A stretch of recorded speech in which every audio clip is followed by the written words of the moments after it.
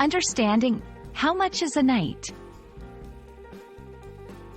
Hello, everyone. In today's video, we're diving into a very practical question you might encounter when traveling or booking accommodations. How much is a night? This phrase is not just about numbers. It's a gateway to understanding English in real-world situations. So, whether you're planning a trip or just curious about language nuances, you're in the right place. The question, how much is a night, is commonly used in contexts where you're inquiring about the cost of staying one night at a hotel, hostel, or any other type of accommodation. It's a straightforward way of asking for the price of an overnight stay.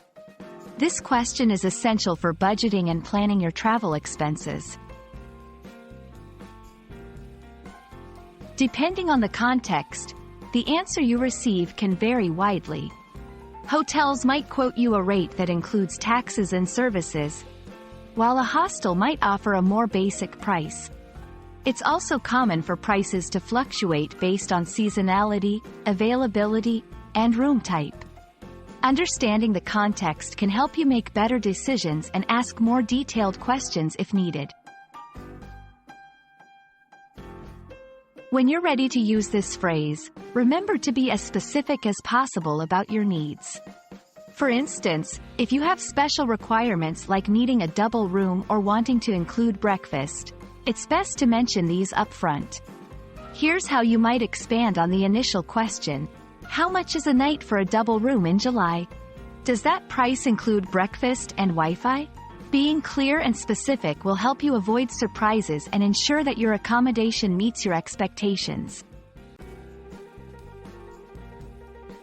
Let's go through a couple of practice scenarios to see the phrase in action. 1. Scenario 1. You're calling a hotel to inquire about availability and pricing. How would you introduce your question after greeting the receptionist? 2. Scenario 2. You're at a hostel's front desk, and after hearing the price, you want to know what amenities are included. How can you phrase your follow-up questions? Engaging in these practice scenarios can boost your confidence and fluency when using English in travel-related conversations. I hope this video has shed some light on how to use and understand the phrase, how much is a night?